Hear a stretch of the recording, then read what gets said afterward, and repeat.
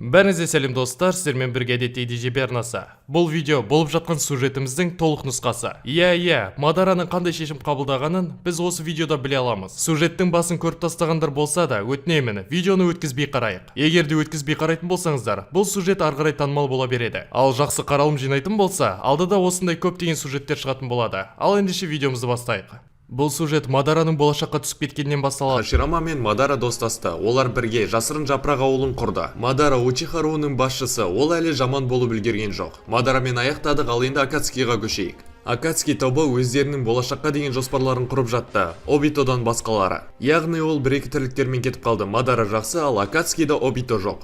Ал ендеше Мадара Акацкиға қарсы сюжетімізді бастайық. Мадара Канохада серуендеп жүрген кезде ол бірден жоқ болып кетті. Иә, оның қалай болашаққа тап болғанын ұзақ қылып созып айтпағанды жөн көрдім. Сондықтан сіздердің рұқсаттарыңызбен ары қарай жалғастырайын. Солайша Мадара өзіне не болғанын түсінген жоқ, және ол бір түрлі жерде пайда болды. Ол жерге түскен кезде жамандық болу мүмкін деп өзінің Сусаносын қосады. Яғни оны жаулар күтіп отыру мүмкін. Ол жерге түскеннен кейін жан-жақтың бәрін қарап зерттей бастады. Сырттан қарасам, бұл жасырын жапырақ ауылы сияқты. Содан соң Мадара ағаштың үстіне секіріп жан-жақты қарай бастады. Нақты білмеймін. Мен қайдамын? Мадараның қасында Акацкидің апанының бірі болды, және олар біреудің келгенін байқады. Өте мықты біреудің келгенін. Олар бейтаныс қонақтың кім екенін көру үшін сыртқа шықты. Мадара оларды байқап бірден шаринганын қосты. Оның көзін көрген кезде Акацки адамдары таң қалды, және Мадараны көргеннен кейін кейбіреулер оны танымады, ал кейбіреулер оны көріп қатты таң қалды. Бұл көздер. Ол Учиха руының адамы, бірақ мен оны Канохадан ешқашан көрмедім. Пайн Мадараға қарап былай айтты: "Сен кімсің, бейтаныс адам?"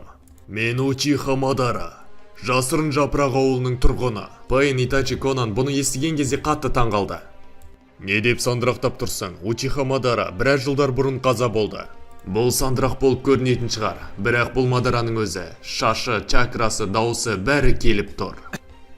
"Біраз жылдар бұрын қаза болдым? Сонда мен болашаққа түсіп кеттім ғой, қызық екен."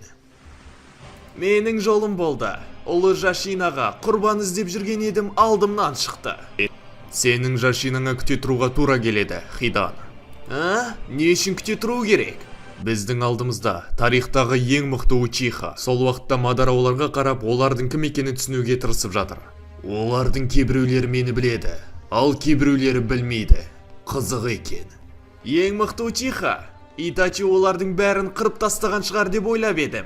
Мадара бұны естіп қатты таң қалды. "Учиха руын түгел қырып тастады? Менің руымды қыралатын шиноби әлі туылған жоқ." "Сенің не үшін шашың ұзын? Қатындарға ұқсағың келіп жүр ме?" "Ал сенің неге тілің ұзын? Шалғыңмен емес, тіліңмен шөп орып жүрсің бе?" Ешек, дух жұтып алғансың ба? Кәне, менің алдыма кел де осыны қайтала." "Сабыр сақта, Хидан."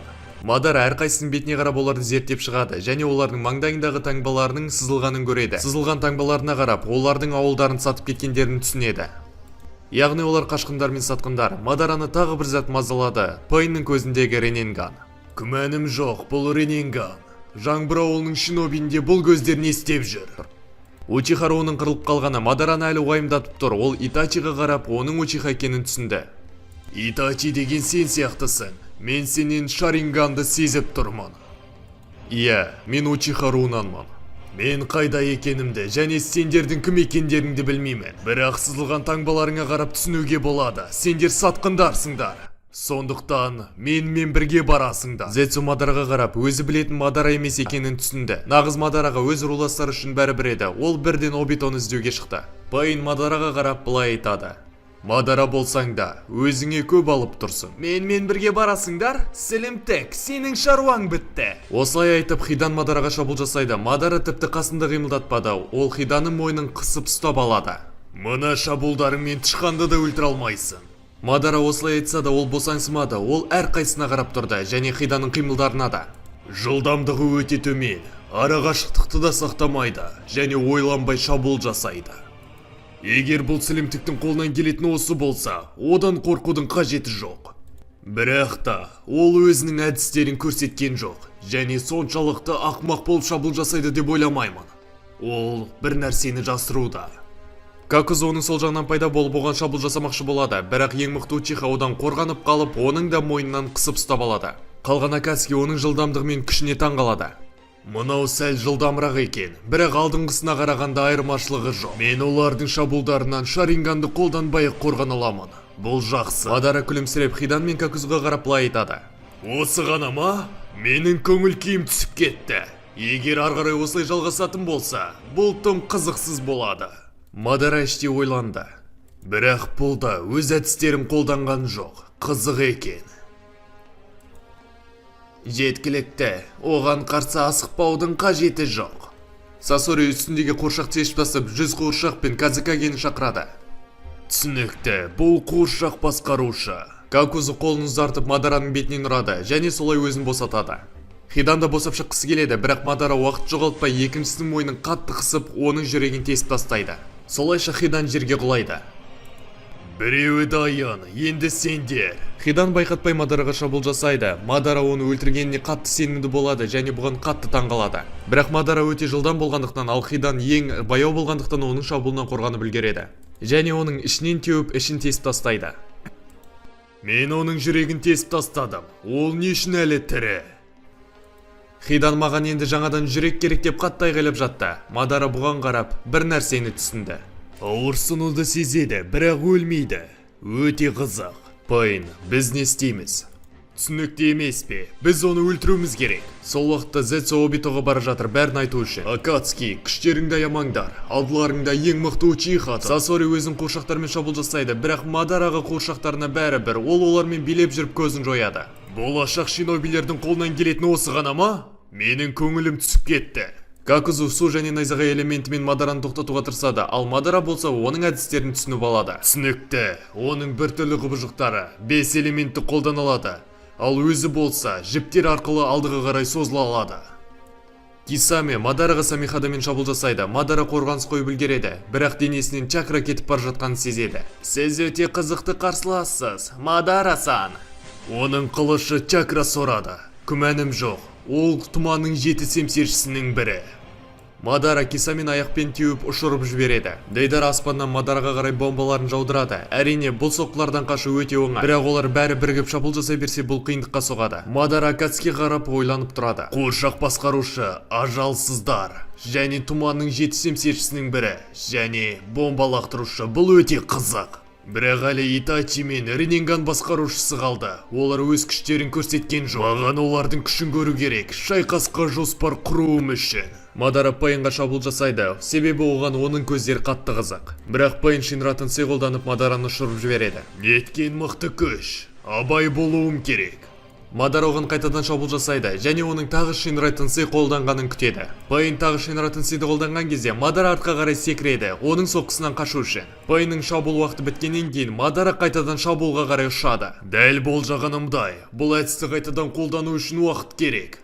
Қалыпқа келу үшін. Мадара Пайнға жетуіне сәл қалып еді, бірақ оны Итачи тоқтатады, оның қолынан теуіп. Итачи оның шабуылын тоқтатқанмен артқа қарай шегінбеді. Екеуі де шарингандарын қолданып жақын шайқаста шайқасып бастады. Бірақ Мадара жылдамырақ болып шығып, Итачидің ішінен теуіп, оны қабырғаға жабыстырып тастайды. Бірақ Итачи ешқандай жарақат алмады. Ауыр жарақат алмас үшін ол Сусаносымен қорғанып қалды. Түсінікті, сенде Мангёку Шаринган бар. Акацкидің бәрі бірге жиналып алып оған шабуыл жасамақшы болды. Берілгенің дұрыс болады. Бәрімізді бірдей жеңе алмайсың.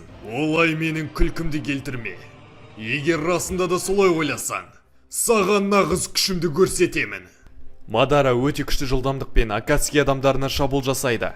Кисами қорғанысқа тұрып Самихадасын қолданады, бірақ Самихадасымен бірге бір теуіп оны ұшырып жібереді.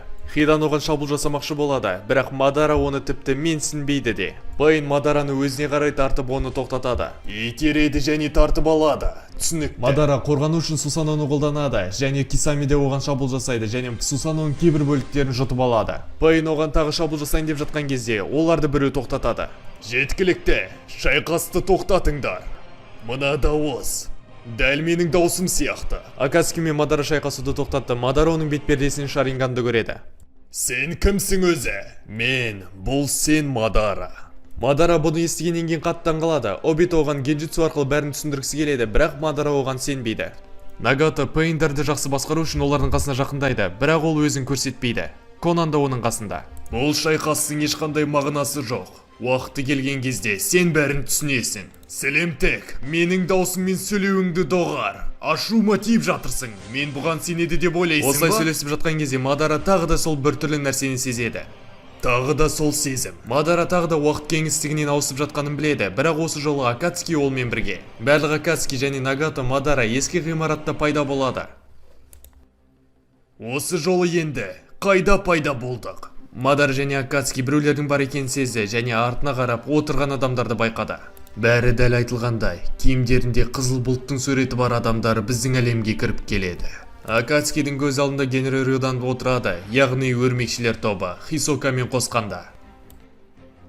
Қызыл бұлтты киім, ол бізді айтып тұрма? Бұның бәрін шеттен бір адам бақылап тұрды. Қызық, осы жолы не істейді екенсіңдер? Мадара және Акацки Генералданға қарап тұр. Воген шыдамсызданып тұр. Өйткені ол өзге элементтердің күшін тезірек көргісі келеді. Хидан алдыға шығып былай айтады. Ей, сілімтіктер, секіріп тұрсыңдар ма? 1 минутта бастарыңды жұлып аламын. Егер қолыңнан келсе, менен баста. Куроро Вогенді тоқтатып былай айтады. Сен біздің басымызды қалай жыласың? Қазірдің өзінде өлік болсаң. Хиданның денелері ақырындап жоғала бастайды, бірақ та қан жоқ. Мадара мен Итачи шарингандарын оятты, артық шабуылдан қашу үшін. Хидан өзіне не болып жатқанын түсінбейді. Ей, сен, маған не істедің?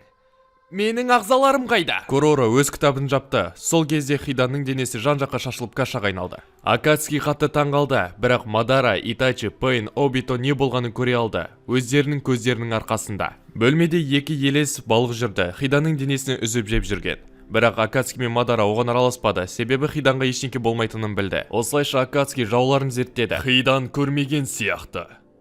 Оны балықтар қалай тістегенін. Мен де ештеңке байқамадым. Не айтып тұрсың? Мен бәрін көрді. Мадара түсінді, көзінде күші барлардың бәрі осы әлемдегі заттарды көре алады. Пейннің бір денесі Хиданның денесіне қарай жақындады, және де ол тозақ патшасын шақырды. Тозақ патшасы Хиданнан қалған заттарды жұтты. Хиданға жасап жатқан затты Рёдан байқады, бірақ оған аса мән берген жоқ. Хидан өліп қалған, оған не көмектесе алады деп ойлады. Бірақ бәрін таңғалдырғаны Хидан пайда болды. Ол тірі әрі ештеңке болмаған. Хей, шаш әдемі жігіт, сен бұны қалай істедің? Оданша сен айт. Қалай тірі қалдың? Негізінде мен ажалсызбын. Бірақ денемді қалай біріктірдім, ит біліп бе? Бізге бірігу керек. Жаудың қолынан не келетінін білмейміз. Асқабақ киіп алған жігіт, сен кімсің? Бәрі жақсы, ол біздің жақтасымыз. Не айтады соны істеңдер. Акацки ештеңке түсінбейді. Басқа әлем, айдаладан пайда болып жатқан адамдар, бірақ сонда да олар Пейннің бұйрығына бағынады. Мен ештеңке түсіне алар емеспін. Бұл адамдар кім? Және бұл жерден қалай пайда болдық? Ойланып қарасақ, Мадара да өткен шақтан бізге осылай келді. Иә, бірақ қазір бір нәрсе дұрыс емес. Біздің чакрамыз қалпына келуді доғарды. Дәл солай. Бізде мәселе туындады. Куроро Нэнді қолданып шайқасқа дайындалды. Мадара және қалғандары бұл сұмдық күшті сезді, және кішкене болсын тексеріп қалды. Мадара қай жақтан шабуыл жасайтынын білмей, ол Сусано қабыршақтарын қолданды. Неткен сұмдық аура. Акацки бұл қысымды түсінбей таңырқап қалды. Және де олардың денелеріндегі чакра болмаса, бұндай қысымды көтере алмас еді. Хидан алдыға шығып, былай айтады. Ей ешек, қысымыңды төмендетші, әйтпесе ызамды келтіреді. Осылайша Хидан Куророға айтады, бірақ та Фейтан оған ашуланып, оның басын шауып түсіреді. Ал ендеше көрейік, ажалсыздығын қай уақытқа дейін жалғасады. Мадара және қалғандары болып жатқанды бақылап тұр. Олар Фейтан мен өздерінің арасындағы күшті салыстырмақшы. Өте жылдам, бірақ та мен ілесе аламын. Алдыңғы шайқасқа қарасам, кейбір акацкиліктерді ілесе алады. Итачи бәрін бақылауда, және де олар не қолданып жатыр, соны зерттеуде. Нақты айтсақ, бұл чакра емес. Бұл әлемде басқа күш қолданылатын сияқты. Тезірек не екенін білу керек. Хиданның шабылып қалған басы сөйлеп жатыр.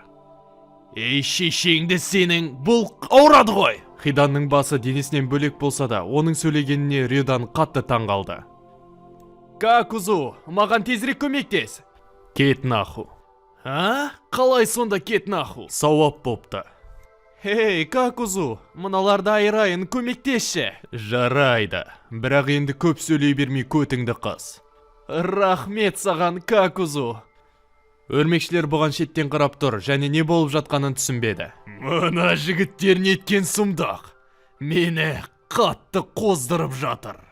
Какузу өзінің жіптерінің арқасында Хиданың басын тігіп берді. Мачи байқады, Какузудың әдістері оған ұқсайтындығын. Хиданың қайттан аяққа тұрғаны Фейтанға ұнамады, және де ол қайтадан басын шауып тастайын деп ойлады.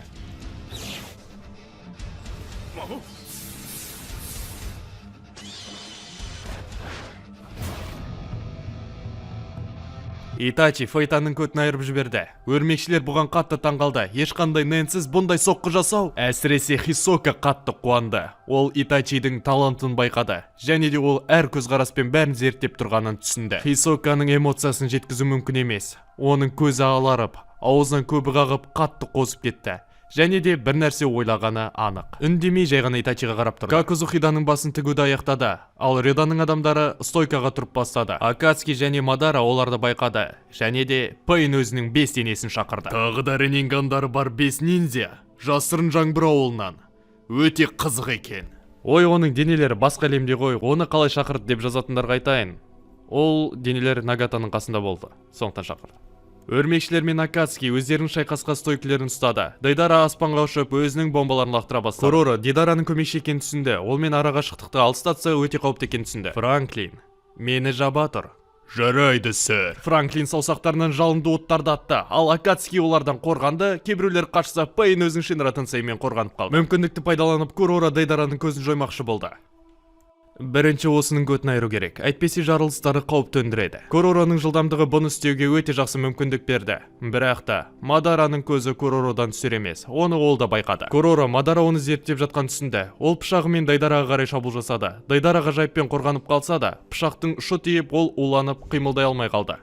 Шабуылынан кейін Короро астыға қарай құлады. Бірақ та Шинра Тенсейдің уақыты аяқталды, және де ол Коророны өзіне тартты, оны өлтіру үшін. Кибер Пейн өзінің пышағын Коророға қаратып тұрды. Бірақ та Пакуно да Кибер Пейннің басын атып бастайды. Одан кейін Яхико Пейнға атады. Нагато өзінің денелерін шетке қарай алады. Солайша Короро тірі қалды. Олардың шабуылдары өте алыстан екен. Бірақ та біздікі жылдам және нақты. Тағы бір артықшылығымыз, олар біздің шабуылды көрмейді.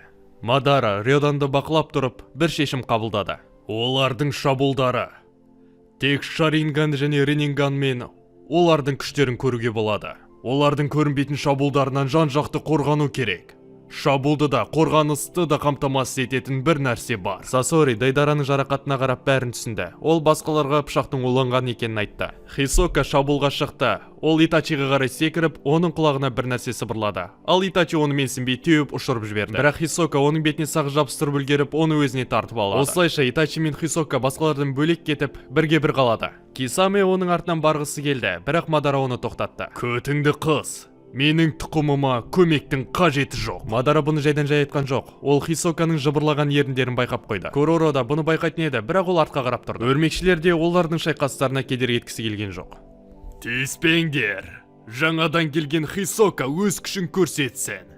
Ал біз қалғандарының көтін айырамыз. Нақтысын айтқанда, жалғыз өзім айырамын, сендер қарап тұрыңдар. Воген шабуылға шығады. Неткен шыдамсыз жігіт еді. Воген мен Кисами қақтығысты. Олар бір-біріне жақсы қарсылас болуда. Нені жоқ адам үшін. Бұл өте жақсы. Бірақ та. Воген Нен арқылы өзінің күшін көбейтіп, Кисаменің қорғанысын бұзады. Мана ненің жақсы екен. Кисами де қарап тұрмай, Самихададан чакрасын алып, өзінің физикалық күшін көбейтеді.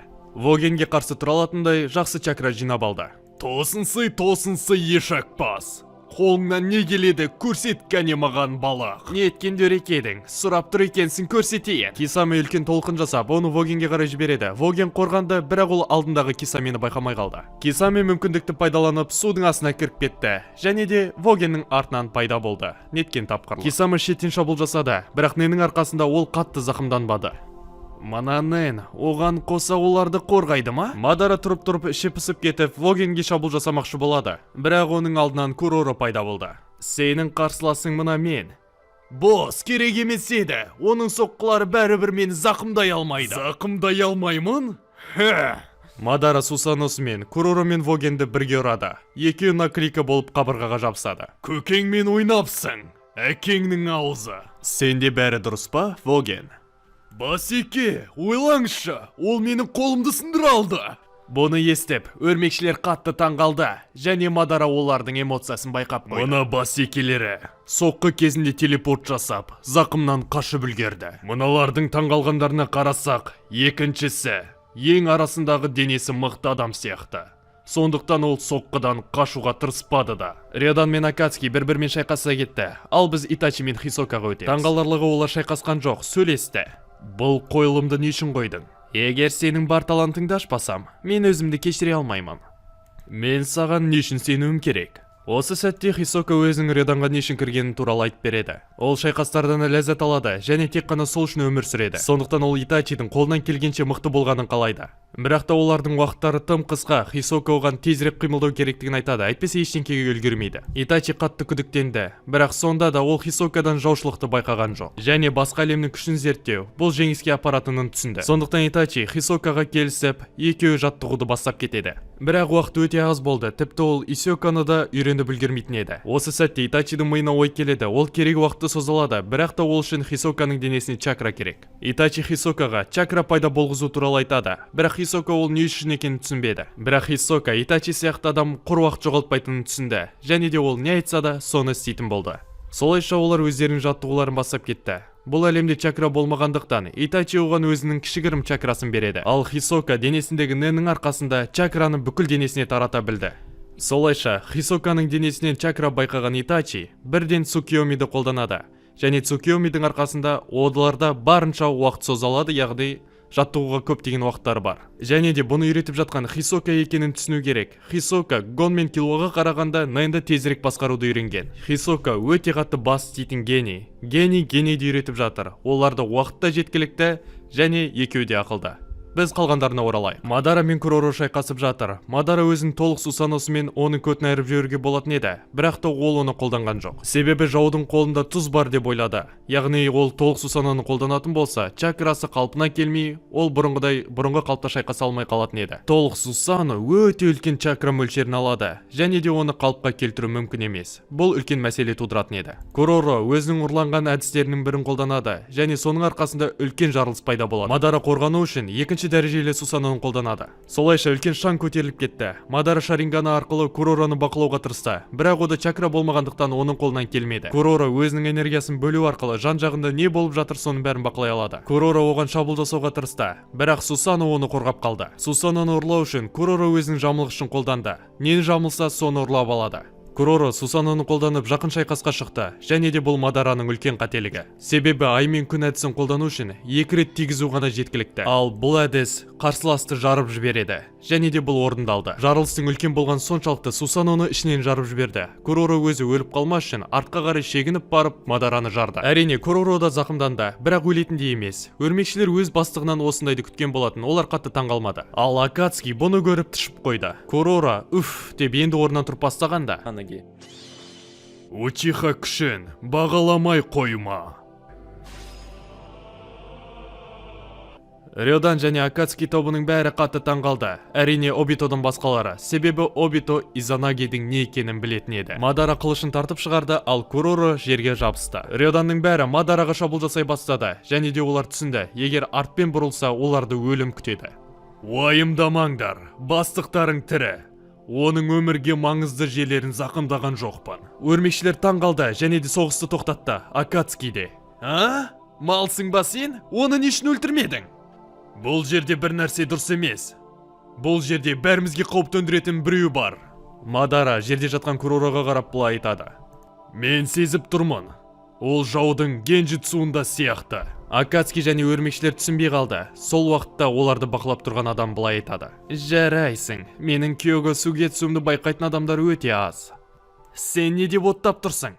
Бастығымыздың бізден жасырғаны жоқ.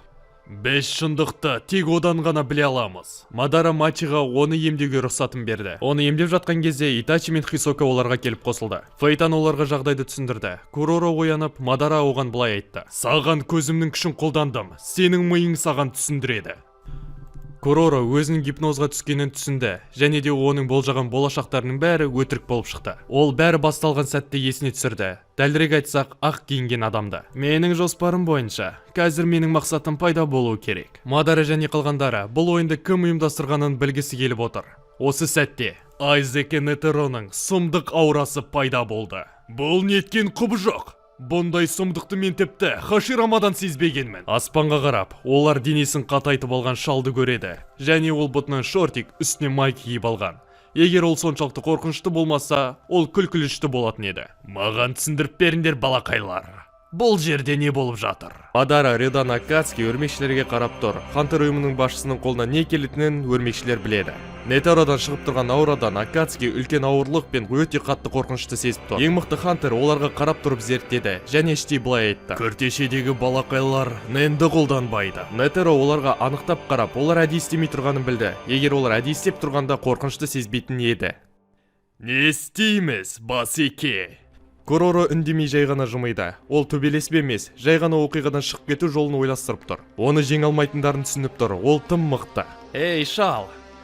Сен кімсің? Сенен қорқынышты аура шығып тұр." "Бұл Айзек Нетеро, Хантер ұйымының президенті." "Президент не? Неткен бір түрлі сөз?" Хиданға Нетероның ең мықты Хантер екенін түсіндіріп берді. Нетеро Акацкиге қарап тұр, олардың кім екенін түсінбейді. Ол Мадараға қарап, Мадарадан күшті сезді, және де ол қандай күш екеніне қатты қызығып тұр. Короро Акацкиге қарап былай айтады: "Бізге күшімізді біріктіру керек. Тек солай ғана бізде мүмкіндік болады."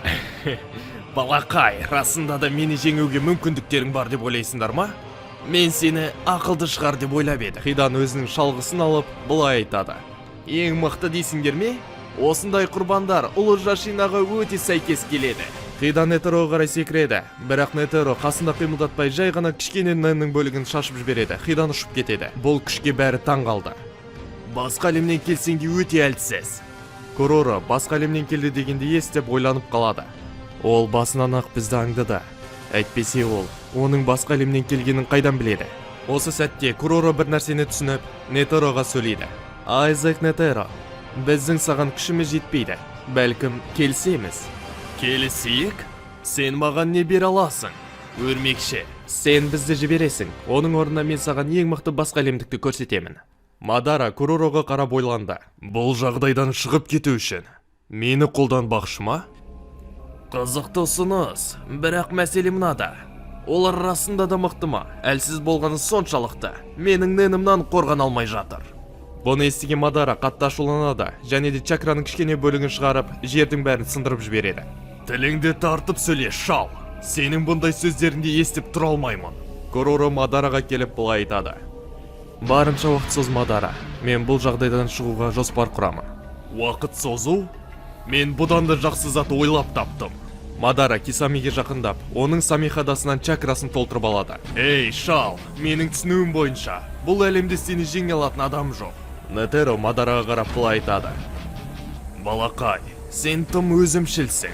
Нетеро өзінің ненін Мадараға қарай шашады, ал Мадара болса өзінің чакрасы арқылы одан қорғанады.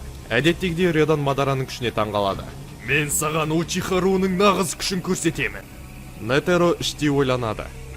Бұл жігіт жарады. Нені болмаса да, Нэннен қорғанатын басқа күші бар екен. Нетеро және Мадара басқалардан алыстап, екеуі шайқасқа дайын тұрды.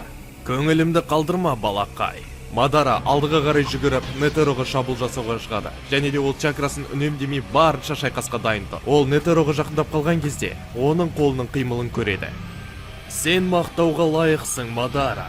Бірақ та, ең мықты Хантер Падхисатудың 100 қолын пайда қылып Мадараға шабуыл жасайды. Бұл өте жылдан болғаны соншалықты, Мадара қашып үлгермеді. Соққыдан Мадара ұшып кетіп, қабырғаға соғылды. "Бұл не бәле өзі?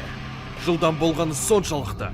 Мен тек техниканы ғана көріп үлгердім." Мадара осылай ойларынан шыға алмай жатқан кезде, Нетеро оған қайтадан шабуыл жасайды. Бірақ та осы жолы Мадара күш шаңдарын қолдану арқылы өзін жасырады. "Бұл саған көмектеспейді." Нетеро өзінің ненін шығарады, және де ол өзінің аймағында не болып жатыр көре алады. Ненді шығару үшін бірнеше секундтар қажет болды. Бірақ та бұл уақыт Мадараға үлкен алып отты шарды шығаруға жетті. Нетеро қатты таң қалды және бұдан қашып үлгерді. Бірақ шабуыл бұлмен аяқталып қойған жоқ. Оған бірнеше отты шарлар ұшып келе жатты, және Мадараның бірнеше клоундары. "Сенің күшің жылдамдықта емес пе, шал? Бірақ осы көптеген шабуылдардан қалай қашып құтыласың көрейік." Нетеро аспанға секіріп, Падхисатуды қолданып шарлар мен көшірмелерден құтылды. Бірақ нағыз Мадара оған жүгіріп жетіп алды. Нетерода жақын жерден жұдырықтасудан басқа амал жоқ. Екеуі жұдырықтаса кетті. Бірақ Шаринганның арқасында Мадара оның қимылдарын болжай алды. Ол Нетероға еркін қимылдауға мүмкіндік бермеді. Әйтпесе Падхисату оған қиындық тудырады. Олардың шайқасына қарап, қиын шешімге келеді. "Сіз жылдам әрі мықтысыз, бірақ шабуыл аумағыңыз өте кішкентай. Тіпті шал әлсіреп қалды." Пейн аспанға ұшты. Сенің не ойлағаның бар, Пейн? Бұл шайқасты жеңу. Не үшін? Мадара онсыз да жеңіп жатыр. Бір көзі болмағандықтан әлсіреді, және ол бізді жіберетініне мен сенбеймін. Пейн Шинратын сейін қолданып, Нетероны өлтірмекші болды. Күте тұр, Пейн. Бізге абайлап қимылдау керек. Сырттан бақылап тұрған Айзен былай айтады. Өте керемет, чакра жәненен. Маған нағыз керек күштер. Қараңғы жерден Мерлин пайда болды. Енді көңілің толды деп үміттенемін. Әрине, мен өзіме керекті байланыстарды алдым. Енді іске көшсек болады. Сен өз сөзінде тұрасың деп ойлаймын, Айзен. Әрине, чакра менен де алғаннан кейін, маған жын патшасы ғана емес. Жан патшасы да қарсы тұра алмайтын болады. Айзен портал арқылы Нетеро мен Мадараның шайқасына қарап тұр. Саған қарыздармын, Мерлин. Сенің күшің өте керемет. Сенсіз бұл жоспарды орындау өте қиынға соғатын еді. Керек емес. Оданша Мерлин сөзін аяқтамай жатып, оларға үлкен алақан ұшып келді. Айзен және Мерлин таңғалып қалды, бірақ та Айзен одан қорғанып үлгерді. Мүмкін емес. Ол бізді қалай көрді? Бәлкім оған бұл үшін Нэн көмектесті. Айзеннің ойлағаны дұрыс. Нетеро Акацки мен Рёданды алыстан бақылап тұрды. Нэннің көмегімен Акацки және өрмекшілерді портал арқылы бақылап тұрған Айзенді байқады. Шал оның бір-бірлеріне қарсы қойғандарын түсінді. Мадара болып жатқан оқиғаға қарап бәрін ойластырды. Бұл шал, ол басынан ақ не болып жатқанын білді. Нетеро Бодхисаттудың алақанын алып былай айтады. Бәлкім сендер шығасыңдар. Тығылудың мәні қалмады. Айзен, бұның керегі жоқ. Біз жай ғана басқа әлемге кете аламыз. Сфераны таба бер, Мерлин.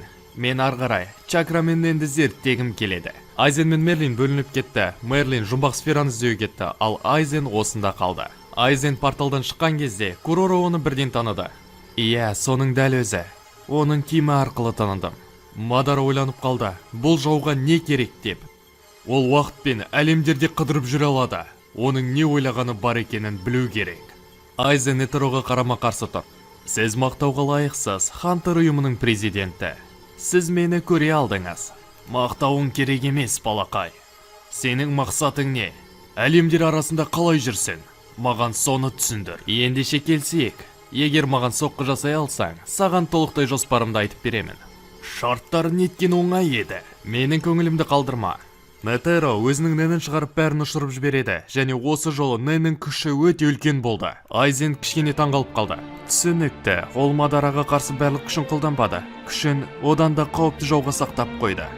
Нетеро Бодхисаттудың алақандарымен оған шабуыл жасайды, және Мадарамен төбелеске қарағанда ол жылдамырақ. Бірақ та Айзен Шумпоның көмегімен соққылардан қашады. Осы техниканың арқасында Шинигами жылдам қозғала алады, оны қолданушыға да байланысты, ал Айзен топтардың бірі болғандықтан оның қолынан бұл оңай келеді.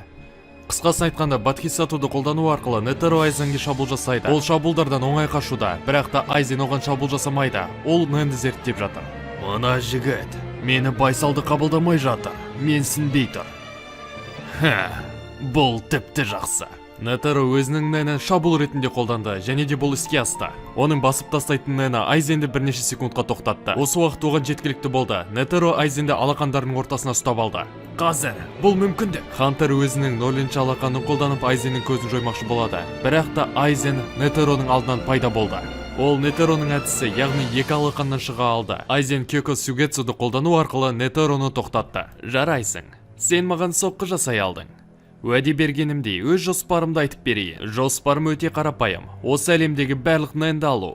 Сендерді бір-бірлеріңе қарсы қойғаным. Нэн мен чакраның күшін білу. Қысқасын айтқанда кішігірім зерттеу. Нетеро қатты таңғалды. Егер Нэннің бәрін алатын болса, адамдардың бәрі қырылып қалады. Өйткені Нэн адамдардың өмірлік энергиясы. Саған бұны істеуге жол береді деп ойлайсың ба? Өкінішке орай сен мені тоқтатуға өте әлсізсің. Айзеннің айтып тұрғаны толықтай дұрыс. Оның күші мүлде басқа дәрежеде. Кёко Сугетсу арқылы Нетероның басын айналдырып кетіп қалмақшы болады, бірақ алдынан Мадара пайда болды. Осындай заттар істегеннен кейін, расында да мен сені жібере салады деп ойладың ба? Көтіңді қыс, Мадара. Қызық, сен маған не істей аласың? Сен шалды да жеңе алмадың. Тіпті ол шал бар күшін қолданған да жоқ. Таптым. Егер де шалды жеңсең, бәлкім сен мен шайқасып қалармын. Айзен телепорт жасаған сияқты Мадараның артынан пайда болып арғарай кете берді. Нетеро Мадара және қалғандармен шайқасуға дайын тұрды, өйткені оның миын улап кетті. Куроро Мадараға қарай жақындады. Ана жігіт генжитсуды қолданатын сияқты. Шаринганның күшін қолдану керек. шалды генжутсудан шығару үшін. Мадара мен Куророға Итачида жақындады. Мадара, мені тыңда. Мадара Итачиға қараған кезде оған Сукиомиді қолданады. Бұл нені білдіреді? Не ойлағаның бар? Итачи ентігіп қалды, өйткені ол Цукиомиді екінші рет қолданып тұр. Оның запас чакрасына қарайтын болсақ, ол үшін бұл өте қиын. Мен саған осы әлемнің күшін үйреткім келеді. Ол Нэн деп аталады. Итачи Мадараға Нэннің не екенін, кім үйреткенін толықтай айтып береді, және де өзінің Цукиоми күшінде. Өте керемет жұмыс жасадың. Дәл Учихадан күткенімдей. Шын әлемде бір секундта өткен жоқ, ал Куроро оның не айтқысы келгенін түсінбеді. Өйткені ол ештеңе айтқан жоқ. Мадара мен Итачи бір секундтың ішінде қайтадан өздеріне оралады, және де Итачи екінші рет қолданғандықтан қатты ентігіп тұр. Сәл демалып ал, сен лайықтысың. Мадара өз қолына қарады. Көрейік. Егер де ұмытпасам, былайынан істеу керек. Мадараның денесінен үлкен мөлшерде Нэн шығады. Куроро мен Итачи одан ұшып кетеді. Мадараның аурасы Нетероның аурасымен бірдей болды. Итачи өзінің Цукиомиін шыдай алғанша ұзаққа қолданды. Бір айдан көп ол Мадараны жаттықтырды, және жаттығулардың нәтижесі осы. Мадара Нэнді үлкен дәрежеде үйрене алды. Дәл менің ойлағанымдай, Нэнді чакраның орнына қолдануға болады. Керемет сезім!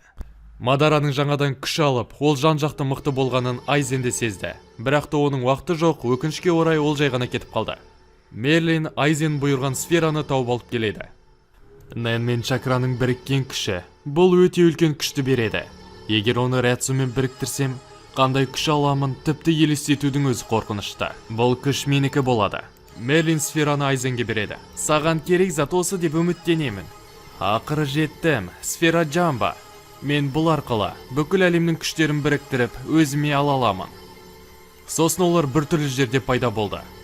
Жылдам іске кірсеміз. Айзен Джамба арқылы әр әлемнің күшін сора бастады. Нақтысын айтқанда, Хантер әлемі, Наруто әлемі, және жеті кісемсер күні әлемін. Мерлин оның әлемінің де күшін алып жатқанын көріп, қатты таң қалды. Сен не істеп жатырсың? Менің әлемім жайла. Біз келіскен жоқпыз. Ботам менің. Елестетіп көрші, сенің күшің осындай болса, мен қандай күштерді ала аламын. Бірақ менің әлемімдегі сиқырдың бәрі жоғалып кетеді. Дұрыс айтасың, және де мен осылай жындар патшасын оңай жеңе аламын. Біз олай келіспедік. Неге? Мен саған жындар патшасын жеңемін деп уәде бердім. Бұл уәдемде тұрамын. Ал ары қарай не болады?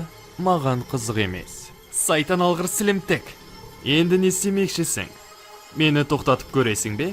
Бірақ сенің күшіңмен бұл мүмкін емес деп ойлаймын. Мерлин ашуланып өз әлеміне телепорт жасап кетеді. Ол бәрін күнәһарларға айтып бергісі келеді, бірақ олар күмәндануы мүмкін. Сондықтан өз шешкісі келеді. Бірақ та оған қол ұшын созатын, оған бас зарпайтын бір адам бар, және ол оған барады. Мадара Нетероға қарама қарсы тұр. Куроро оған көмектескісі келеді, алайда Мадара оның көмегінен бас тартты. Оданша басқаларға көмектес. Бізді бұдан да қиын шайқас күтіп тұр. Оны жеңе алатыныңа сенімдісің бе? Мен сенімді емеспін, білемін. Куроро өрмекшілерге қарай кетті. Пайында Мадараға көмектескісі келеді, бірақ та оны Обита тоқтатып, күшімізді бұдан да қиын шайқасқа қалдыруымыз керек деп айтады. Нетеро болса Кёко Сугетсудың ықпалында. Кёко Сугетсу адамның бес сезіміне әсер етеді. Қысқасын айтқанда бұл адамды басқаратын гензитсу. Бұны Мадара да жақсы түсініп тұр. Нетероның шығарып тұрған Нэннің кесірінен мен шаринганымды қолдана алмаймын. Алдымен аурасын алып тастап, содан кейін қолдану керек. Мадара Нетеромен бірінші шайқасын есіне түсіреді. Иә, істеуден айту оңай. Нетеро қолдармен қимыл жасап, Бадхисатуды пайда қылады. Мадара бұрынғыға қарағанда жақсы көретінін түсінді. Мен оған үлгеремін, бұл жақсы. Бірақ та, дыбыс жылдамдығымен тең, 1000 алақаннан қорғанып үлгеремін бе? Нетеро бірінші алақанмен Мадараға қарай шабуыл жасайды, бірақ та Мадара одан қорғанып үлгерді.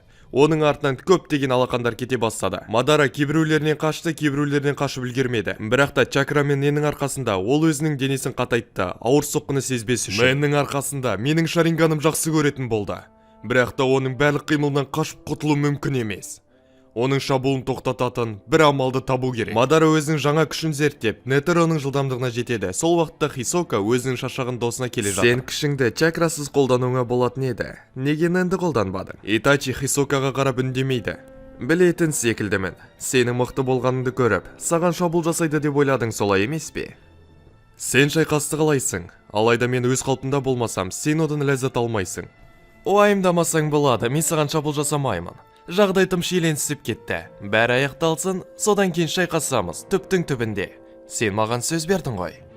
Бәрі Мадара мен Нетероның шайқасын бақылап тұр. Мадара 100 есе мықты, бірақ та ол бар күшін қолданбай отыр, тек бастапқысын ғана. Өкінішке орай, оның нені қандай қатарға жататынын біле алмадым. Біле алмадым? Сендер тексеріс жасамадыңдар ма? Мәселе сода, біз тексеріс жасадық. Менің ыдысым толып кетті, яғни мен күшейткішпін. Бірақ Мадараның тексерісі бір түрлі болды. Оның ыдысы толмады, түстерін өзгертті, және де қимылдады, және су кристалға айналып кетті ме? Дәл солай. Бірақ бұны анықтауға уақыт болған жоқ. Мадара маман. Маман? Бұл нені білдіреді? Сенің білмейтініңе таңғалудың қажеті жоқ. Сендерде үйренуге аз ғана уақыт болды. Қысқасын айтқанда, маман деген нэннің барлық түрлерін жақсы басқара алатын адам. Қандай нэннің түрі болу керек, ол адамның өзіне байланысты. Алайда Мадара өмір бойы күшті қала бұған ұмтылғандықтан, оған сирек нэн түскені таңғалдырарлық емес. Короро Мадараның нэнді басқарып жатқанына қарап, не жетіспейтінін түсінеді. Тәжірибе жетіспейді. Бәлкім Мадара нэнді үйренген шығар, бірақ та ол оны шайқаста бірінші рет қолданыпты. Мадара, сен өзің ойлағаннан да мықтысың. Жұмбақтай бермей. Нақтырақ айтшы. Коророның есіне Мадараның алып қалқаны түсті, және де ол Итачидан оны нешін қолданбайды деп сұрайды. Ал Итачи оған жоғалтқан көздің кесірінен ол Сусаноны шақыра алмайды деп айтады. Короро ұзақ ойланбай былай айтады. Мадара, көк қалқаныңды қолданып көр, бірақ та чакраның орнына нэнді қолдан. Мадара оған оны қолдан алмайтынын айтады, дәл Итачи сияқты түсіндіріп береді. Сенде өте сирек кездесетін нэн, маман нэні. Сондықтан да, оны қолданып өзіңнің көк қалқаныңды шақырып көр. Мадара Коророның не айтқысы келген түсінді. Ол қазірдің өзінде шынжырға байланған шалғы мен қалқанды жасай алады. Бірақ ол үлкен тіршіліктерді жасап көрмеген және де тәжірибесі жоқ. Ол қалай қаруды пайда қылды, солайша Сусаноны пайда қылады, және де чакраны қолданбай. Бұл мүлде Сусано емес. Бұл жай ғана менің қиялымнан шыққан қалқан ғана. Бұл жай ғана ойыңмен елестетіп, нэн арқылы жасап шығару. Сонымен қатар денем ауыртпалықты сезбейді. Сайтан алғар, нэнге ғашық болып қалдым. Неткен керемет күш, менің денемде өмір қайнап жатыр. Таңғаларлық емес, нэн бұл өмірлік күш. Мадара ақырын, бірақ дұрыс нэнді зерттей бастады. Соғыс тәжірибесі жаттыққаннан да мықты. Сусано және нэннің арқасында ол шалға қарсы тұра алады, бірақ сонда да шалдың дыбыс жылдамдығымен тең алақанын бағаламауға болмайды. Хисока біледі, бұл маманның барлық күші емес екендігін, сондықтан ол оны көргісі келеді. Мадара, қалқаныңды өзіңде емес, басқа жерде пайда қылып көрші. Бұл мүмкін емес. Сусано, менің айналамда ғана пайда болады. Осы сәтте Мадараның есіне түседі. Ол жай ғана Сусано емес, ойдан құрастырылған нэннен жасалған Сусаноның көшірмесі. Ол алдымен өз денесін қалқаннан шығарып көреді. Бұл іске асты, және де қалқан оның денесі алыста болса да бұйрығына бағынды. Мен Сусаноны алыстан басқара аламын. Ал былай істесекші. Мадара өзінің Сусаносын алып тастады, қалғандары не болып жатқанын түсінбеді. Бірақ секундтар өтпей жатып, Нетероның алдан Сусано пайда болады. Нетеро өз жылдамдығы арқылы Сусанодан қорғанып үлгерді, бірақ та бұл шабуыл бұл үшін емес еді. Мадара алыстан Сусано шығара ала ма, соны тексеріп көрді, және де бұған оның қатты көңілі толды. Мен материализациялау, трансформациялауды, манипуляциялауды және нэнді күшейтуді барлығын бірдей қолдана аламын. Маманның күші осы екен ғой. Мадара жақын шайқасқа түсіп, Нетеромен шайқаса кетеді. Қалғандары түсінбейді. Мадара Сусаноны қолдану арқылы оны жеңіп тастауға болатын еді ғой. Бірақ Мадараның ойы басқа болды. Ол чакра және нэнді күшейту арқылы Нетероның соққыларынан мүлде қорықпады. Бұны түсініп Мадара ұзағырақ шайқасып, нэнді ары қарай жаттықтырғысы келді. Мадара жаттығу үшін одан мықты қарсыласта болмайтынын біледі. Ал келесі қарсыласпен жаттығуға уақыт болмайды да. Сондықтан ол бұл мүмкіндікті жақсы пайдаланғысы келеді. Уақыт өте келе Мадара Нетероның бүкіл шабуылына ілесе алатын болды. Мадара оның барлық шабуылдарынан қашып болғаннан кейін, оған барынша жақындап, Нетероның бетінен ұрып оны тоқтатады. Шал ары қарай кедергі етпес үшін, Мадара Шаринганын қолдану арқылы оны Кёко Сугетсудан босатады. Біздің Учиха сәл-сәл ғана шашады, ал Акацуки мен Рёдан өздерінің жарақаттарын емдеп жатыр. Келесі шайқасқа дайын болу үшін. Нетеро қалпына келу үшін Мадара оны демалуға тастап, қалғандарына оралды. Жақсы жұмыс, сен Нетероны жеңе алдың. Иә, бұл оңай болған жоқ. Мадара шайқастан сәл шаршады, және де ол нэнді барынша қолданған алғашқы шайқасы. Мадара қалғандарына қарап, олардың әлі дайын емес екенін түсінді. Олар бір-бірін қатты қинап жіберген. Ары қарай күтуге болмайды. Бізге жылжу керек. Біз істей алмаймыз. Біздің күшіміз әлі қалпына келген жоқ. Мадараның маман екені Коророның есіне түсті, және де ол Хатсуды қолдану арқылы бәрінің жазылуын тездете алады. Егер де сен барлық нэннің түрін 100% қолдана алатындай дарынды болсаң, Хатсуды қолданып бәрімізді емдеп көр. Бұл саған аса ауырлық тудыртпайды. Қане, істеп көрші. Мадара Хашираманың емдейтін әдісін есіне түсіріп соны қайталап көрді. Мадараның қолынан келді. Әрине Хашираман күнде әсер берген жоқ, бірақ келді. Не болса да бұл емдеуді жылдамдатуға қатты көмектесті. Емделіп болған Хидан былай айтады. Иә, денсаулығым бұқадай болып тұр. Кез келгеннің көтін айыруға дайынмын.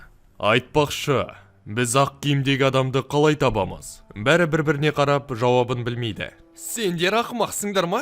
Жаудың қайда екенін білмей жатып, оған шабуыл жасамақшысыңдар. Осыны Хидан айтып тұр. Куроро Мадараға қарап былай айтады. Шынымды айтсам, мен сендерді басқа әлемге баралады деп ойлап едім. Өкінішке орай, біз бұл жерге өз еркімізбен келген жоқпыз. Басқа әлемге түсуге бәлкім чакраларын көмектесетін шығар.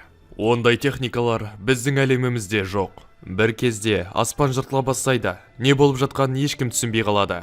Жыртылған аспаннан екі адам шығып келеді. Телепортқа ұқсайды. Мадараның ойлағаны дұрыс. Кеңістіктен екі адам шығады. Көзін құрту керек адамдар осылар ма? Дәл солай, Айзен мырзаның тапсырмасы осы.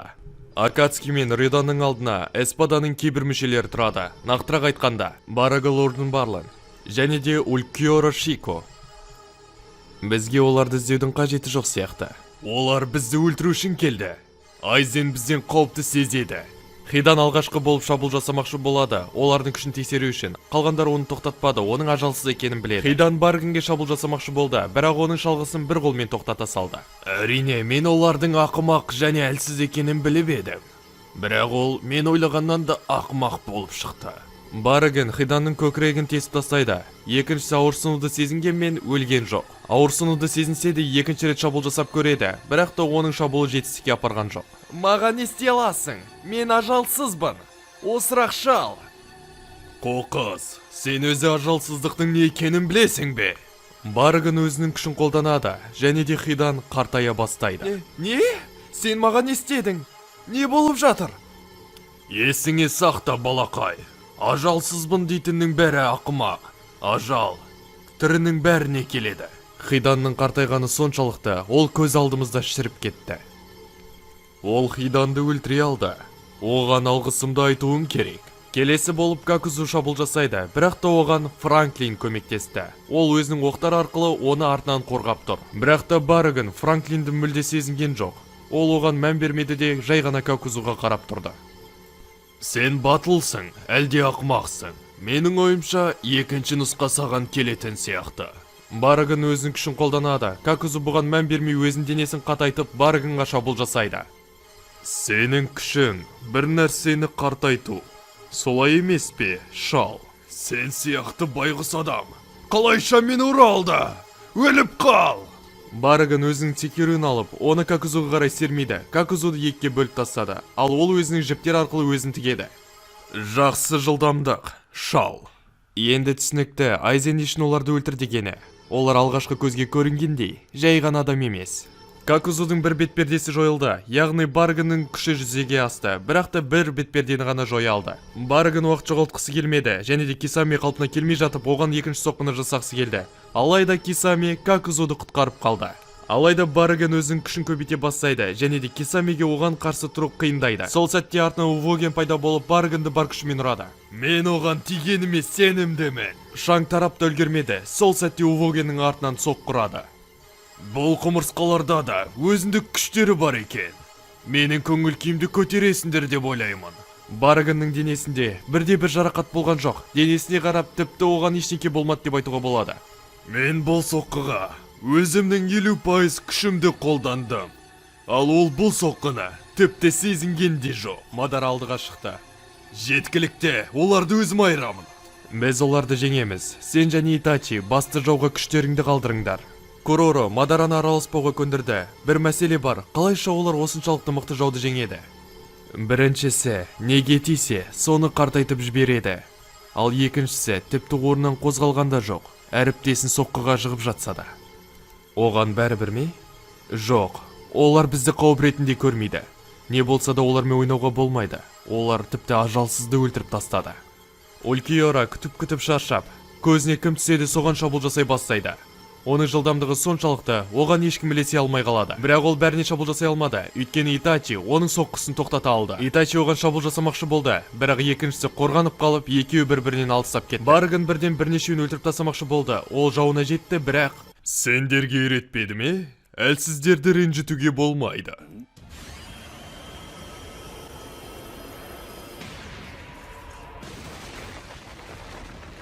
бәрі соққы жаққа қарап оны көреді.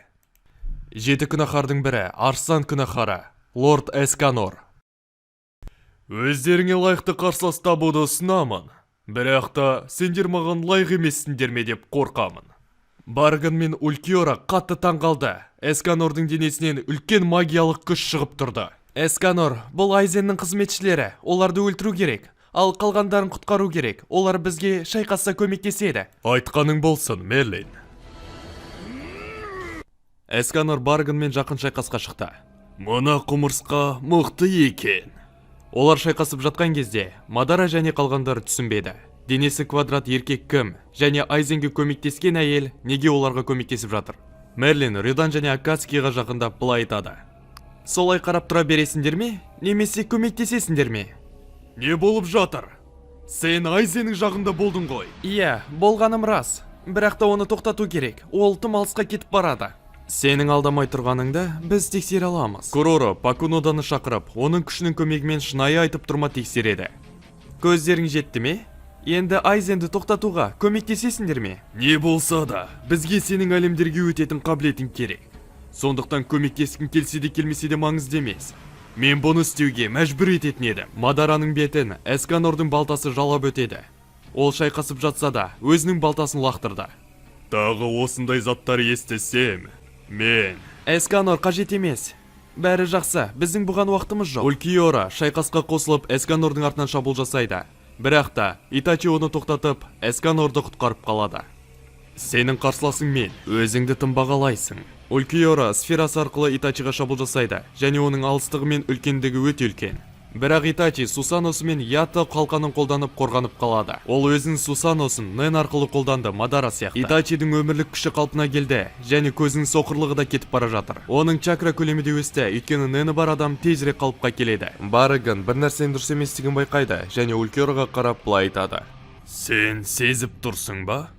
Біз сәл әлсіреген сияқтымыз. Иә, біз басқа әлемде болғандықтан, біздің физикалық көрсеткіштеріміз төмендеді. Ендеше, мұна үлкен құмырсқа да әлсіреу керек. Бірақ та, мен сезіп тұрмын. Ол әлсіреп емес бара-бара мықты болып бара жатқан сияқты. Басқа әлем менің күшімді шектейтіндей. Мен ондай әлсіз емеспін. Сенің өзімшілдігің таң қалдырады. Меннен де өзімшілсің. Сен ақымақсың. Өзімшілдікті по факту трифактумен шатастыратын болсаң. Барган Эсканорға шабуыл жасайды. Оны ұстап алмақшы болған кезде, Эсканор оны ұстатқызбауға тырысып жатыр. Осы сәтте Барган түсінді. Түсінікті. Ол менің қабілетім жайлы біледі. Бірақ қалай? Мен оны алғаш рет көріп тұрмын ғой. Белгісіз күш осы әлемдегі күшті сорып алып жатқанын Мерлин сезді. Айзен әлемдердің күшін сорып алуды бастады. Біздің уақытымыз жоқ. Тезірек оны тоқтатуымыз керек. Тоқтату мүмкін деп ойлайсыңдар ма? Не болса да, бізден өтпейсіңдер. Улкиора, Мадара және басқаларына шабуыл жасамақшы болады, бірақ та Итачи тағы да оны тоқтатады. Мен саған айттым, сенің қарсыласың мен.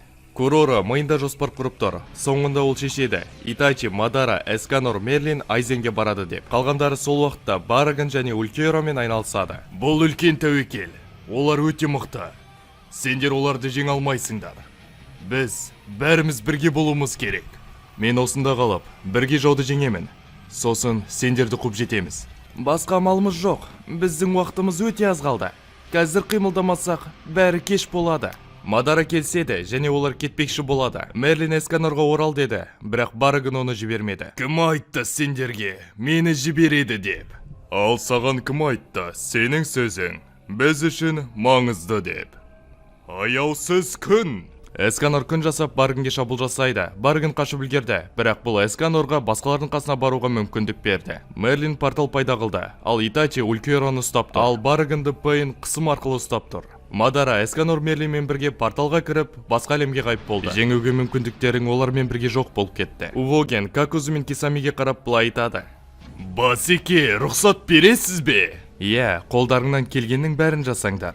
Біздің қонақтармен бірігіп, жақсы жұмыс көрсетіңдер. Айтқаныңыз болсан. Увоген Какузу мен Кисамиге қарай бұрылып былай айтады. Екеуің, мені арттан қорғап тұрыңдар. Какузу мен Кисами Пейннің рұқсатын күтіп тұр. Нені дұрыс деп санайсыңдар, соны істеңдер.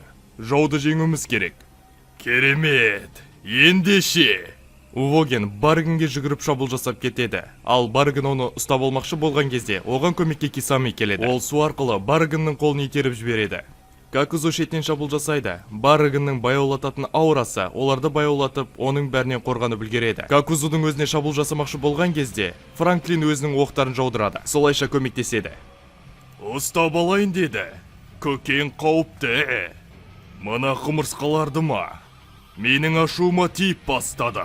Мана шалды ұстау үшін бізге жылдам әрі мықтырақ болу керек. Жылдам әрі мықтырақ? Ойлап тапқан сияқтымын. Ей, шалнарк, бері кел. Кисами мен Какузу оның не істеп жатқанын түсінбеді. Осы уақытта біз Улкиораға өтеміз. Ол Итачиға қарама-қарсы тұр. Бір-бірімен шабуыл алмаса да, бірақ та Улкиора оған қарағанда жылдамырақ. Итачидің әлсіз тұсын тауып оған шабуыл жасамақшы болған кезде, оған көмекке Фейтан келеді. Уақыт жоғалтпай екеуі бірігіп керемет шабуылдар жасайды. Сен екеуің, шетке шығыңдар. Екеуі де шетке шықты. Пейн өзінің шынратынсымен оны итеріп, Киберпейннің денесімен ракеталарын атқылайды. Ракеталар оған жарақат қалдырды, бірақ көз алдымызда оның жарақаттары жазылып кетті. Осы ғана ма? Менің көңілімді қалдырдыңдар. Оның денесі мықты, және тез жазылады. Бұл өте қиынға соғады. Шалнарктың көмегі арқылы Увоген өзінің режиміне кіріп күшейіп, шабуыл жасамақшы болады. Өте жақсы жігіттер. Жаңаша шайқасайық.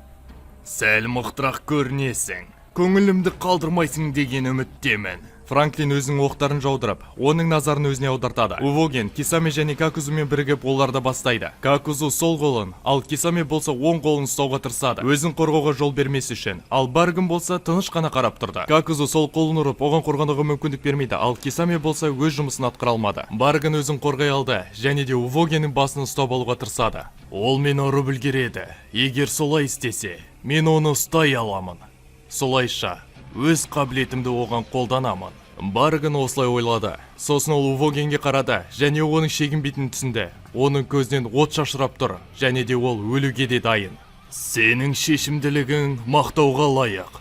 Бірақ бұл жеткіліксіз. Баргын Увогеннің соққысынан қашып қалып, оны ұстап алады. Шаруаң бітті. Баргын өзінің күшін қолданбақшы болады, бірақ Увоген оның бетіне соққы береді. Бұл соққы өте үлкен болды. Ол өзінің 100% күшін қолданды, және де Шалнарктың күшін де қолданып өзін күшейтті. Сол уақытта Баргын өзінің күші неге жүзеге аспағанын түсінбеді. Айтуды ұмытып кетіппін. Әлгі әйел біздің қартаюымызды тоқтатып тастады, өзінің сиқырын қолданып. Қысқасын айтқанда, енді сенің қабілетің біз үшін қорқынышты емес. Міне қалай. Бәрі түсінікті. Ендеше. Увогеннің соққысынан кейін Баргын оның бетін жіберген жоқ. Оны керісінше қатты қыса бастады. Увоген оның қолынан шығуға тырысты, бірақ оның тырысқаны бекер болды. Баргын қан түкіріп былай айтады. Сен расында да менің күшім тек қартайту деп ойладың ба? Қызық екен. Баргын оның бетін қатты-қатты қысып бастады. Кисами мен Какузу оған көмектеспекші болды, бірақ олардың соққыларын тіпті сезінген де жоқ. Қылышын бір сермеп, екеуін де ұшырып жіберді. Баргын қатты қысқаны соншалықты Увогеннің басын шашып жіберді. Оның күшіне бәрі таңғалды. Увогеннің денесі бәрімізге қарағанда мықты дайындалған, бірақ оның басын қарбыз сияқты шашып жіберді. Набунага қатты ашуланып кетті. Оны бәрі тоқтатпақшы болды, бірақ пайдасыз. Баргынге қарай секіреді. Баргын оның соққысынан қашты, бірақ та оның киімін кесіп өтті, және де бәрі 2 деген санды көреді. Итачи бірден ойлана кетті. Бұл сан нені білдіреді? Және Улкиораның денесінен де ол 4 деген санды көрді. Ойлана келе Итачи шешті. Бұл сандар күшті білдіреді. Яғни Баргын күш бойынша 2-ші орында, ал Улкиора 4-ші орында. Итачи бәрін түсінгеннен кейін ол алдымен Баргыннан құтылу керек деп шешеді. Хисока Итачиға қарап, оның жоспары бар екенін түсінді, және алдыға шығып былай айтады. Хей, Фейтан, маған көмектес. Хисока мен Фейтан Улькиораға қарама-қарсы тұрды. Итачи бірден түсінді, Хисока оған басқа жолға алмасуға мүмкіндік беріп жатқанын. Біз де дайынбыз. Солайша алдыға Сасори, Дайдара және Пейннің денелері шықты. Олардың бәрі Улькиораға қарсы. Осы уақытта Шалнарк өзінің күшін Набунагаға қолданды, оны мықтырақ қылу үшін және жеңіске мүмкіндікті көбейту үшін. Олардың жанында Кисами және Какузу бар. Олар бірігіп мықты жұмыс жасап бастады. Бірақ Барыгынды бұл шаршатып жіберді. Ол Шалнарктың артынан пайда болып, оның мойнын жұлып тастады. Көмекшіден әрдайым бірінші құтылу керек. Куроро мен Итачи Баргынге қарсы шайқасқа қосылды. Набунага, сабыр сақта. Қанша ашулансаң да, енді Увогенді құтқара алмайсың. Куроро Набунаганы есіне келтірді, бірақ сонда да ол тоқтар емес. Итачи Аматарасуын Баргынге қолданады, бірақ та от бірден жоқ болып кетті. Ақымақтар, менің күшім кез келген затқа жұмыс жасайды. Тіпті отқа да. Набунага алдыға секіріп қайтадан Баргынге шабуыл жасайды. Бәрі оның ізінен Баргынге шабуыл жасайды. Дәл солай Улькиораға да шабуыл жасап жатыр. Бірігіп жасаған шабуыл Баргынды шаршатып жіберді. Және де ол бір соққымен бәрін өлтіріп тастамақшы болды. Көбісі қашып үлгерді, бірақ Кисами оның соққысын тоқтатып өзіне шабуыл жасаймын деп ойлады. Бірақ жоспар жоғалғандай өзі де жоғалды. Баргын Самихадасымен бірге оны ортадан кесіп тастайды. Бәрі оның күшіне қатты таңғалды, себебі Акацки және Рёданның денелері жаттықтырылған екі мықты адамын оңай өлтіріп тастады. Мен сендерге көрсетемін, өкініш пен өлімнің айырмашылығын. Баргын өзінің мықты күшін қолданып, мүлде басқа кейіпке айналып кетеді. Оның кейпі адамдарда қорқыныш тудырады. Менің ойымша, бұл оның нағыз бейнесі. Улькиораға да көп болып шабуыл жасады, бірақ ол бұған жайсыздық тудырған жоқ. Өйткені ол бәріне онсыз да үлгеріп жатыр. Сендер бір-бірлеріңе кедергі етіп жатсыңдар, бар күштеріңді қолдануға. Ендеше мен сендерге бұл мәселені шешіп берейін. Улькиора Сасори мен Дайдараның қасынан пайда болады. Алдымен алыстан шабуыл жасайтындардан құтыламын. Ранрейн Серо. Улькиора Сероның ең мықты түрін қолданды. Солайша бір соққымен Дайдара мен Сасориді өлтіріп тастайды. Сонымен қатар Пейннің бір денесі де соққыға тап болды, өйткені соққы көлемі үлкен болды. Улькиора Баргынге қарап күшін қолданып басқа кейіпке енгенін көреді. Осылай болса, ендеше мен де созбаймын. Улькиора да басқа кейіпке еніп, өте мықты болады. Хисока жауларының осыншалықты мықты болғанына қатты қуанады. Қуанатын ештеңкесі жоқ. Біздің үш адамды өлтіріп тастады. Бізге бір нәрсе ойлап табу керек, әйтпесе ұтыламыз. Итачи ұшып барып Баргынге шабуыл жасайды жалғыз өзі, ал Франклин болса оны алыстан қорғайды. Қалқан құлақ, сен мені шаршаттың. Баргын шайқас кезінде Какузудың қасынан пайда болып, оны ұстап Франклинге қарай лақтырады. Арғарай уақыт жоғалтпай, өзінің қылышын алып, екеуін бір сермеп өлтіріп тастайды. Жылдан болғаны соншалықты, шабуыл кезінде көзден ғайып болады. Итачи түсінді, олмен шайқасу пайдасыз екенін. Қанша қара күш қолдансаң да, оған қарсы пайдасыз. Олардың қолында бір тұз бар. Егер оны біріншіден тигізбесе, екінші мүмкіндік болмайды. Итачи бұны жақсы түсініп тұр, сондықтан жай тәуекел еткісі келмеді. Куроро, назарын аударуға көмектес. Менде жоспар бар. Жарайды, не істеу керек? Итачи өз жоспарын айтып берді. Куроро бұның іске асатынына қатты сенді. Ол Набунагаға менімен бірге шабуыл жаса деп бұйрық берді. Баргынге шабуыл жасауға мұрша бермес үшін. Екеуі жан-жақтан шабуыл жасап жатыр. Өздерін өлтіруге жол бермей. Баргын қарсы шабуыл жасайын деп жатқан кезде, екіншісі оған шабуыл жасап кедергі етеді. Шабуыл кезінде Куроро күн мен айды қолданады. Солайша Баргынды жарып жібереді. Бұл үлкен жарылыс болды, бірақ Баргын үшін хлопушка жарылғандай болды. Өліп қалыңдар. Жарылыстан пайда болған шаңдар кете бастайды. Сол кезде Баргынның денесін қылыш тесіп кіреді. Немене? От қылышы? Мен оның қалай кіргенін тіпті сезген жоқпын. Бұл жай қылыш емес. Бұл Тоцука қылышы. Баргын өзін сорып жатқанын түсінеді. Не болып жатыр? Сен расында да мықтысың. Қара күшпен сені ала алмаймыз. Бірақ бұл соққы мүлде басқаша. Жоқ, бұлай болуы мүмкін емес. Мені мөлеп тастау? Сен қалайша бұлай істеуге дәтің барды, сілімтік? Баргынды қылыш сорып алды, солайша ол жеңілді. Айла тәсілмен жеңіп кетті. Жарайсыңдар, бірақ мен олай жеңе алмайсыңдар. Мақтау ретінде мен сендерге бар күшімді көрсетемін. Улькиора тағы да кейпін өзгертіп, бұрынғыға қарағанда мықты болып кетті. Өте керемет жұмыс, бірақ мынаны қалай жеңеміз? Біздің жарты жігіттеріміз қайтыс болды. Итачидің қылышы қайта жүзеге асады деп ойламаймын. Алдыңғыға қарағанда бұл жарақатты сезеді. Сондықтан оны қалай болса да жеңуге болады деп ойлаймын. Итачи өзінің әлсіреп бара жатқанын түсінеді. Сайтан алғыр, Нэн мен чакра денемді тасап барады. Чакрам онсыз да өте аз. Ланса дель Рилампа. Улькиора біртүрлі найза шығарып, оны жауларына қарай атады. Сайтан алғыр, бұл жаман. Итачи чакрамен ненді жинап, Сусаносын ята қалқанымен қолданады. Солайша бәрін Улькиораның найзасынан қорғайды. Соққыдан кейін жарылыс болды. Бұл жарылыстың көлемі өте үлкен болды. Ядролық бомба секілді жарылады. Оның жарылыстан қашып құтылу мүмкін емес. Бұл менің соңғы Сусаном. Мен ненді қолдана алмаймын. Өйткені ненді менің денемнен сорып алып жатыр. Түсінікті. Айзен күштерді тартып алып бастаған секілді. Сенің қалқаның кез келген әдісті тоқтататын секілді. Енді тағы оны қолдана аласың ба, тексеріп көрейік. Улькиора найзасын қайтадан қолданбақшы болады, бірақ та оны Пайнның Шинратенсей тоқтатты. Толқынның артынан Рёданың адамдары пайда болды. Сен жақсы тырыстың, Итачи. Қалғандарын бізге қалдыр. Набунага, Финкс және Фейтан бірге шабуыл жасайды. Біз саған Рёданың бар күшін көрсетеміз. Жоспар бойынша жұмыс жасаймыз. Оның бірігіп жасаған шабуылы Улькиораға босаңсуға жол бермеді. Фейтан өзінің сауытын киіп алып бар күшімен шайқасуда. Набунага да дәл солай. Сол уақытта Хисока өз ненін Итачиға беріп жатыр, ол өшіп қалмас үшін. Мен саған кішкене ғана бөлігін беремін, өйткені Айзенде менің ненімді сорып жатыр. Бұл сенің аман қалуыңа жеткілікті. Арнаға қолдау жасағыңыз келсе, описаниеда номер бар. Улькиорамен шайқас әлі де жалғасуда. Курора күн мен айды қолданғысы келеді, бірақ та оны қолдану үшін Улькиораны 3 секунд бойы ұстап тұру керек. Осынша уақыт Улькиораны ұстап тұру қиындыққа соғады, бірақ та басқа амал жоқ. Солайша Финкс артқа қарай шегініп қолын айналдыра бастады.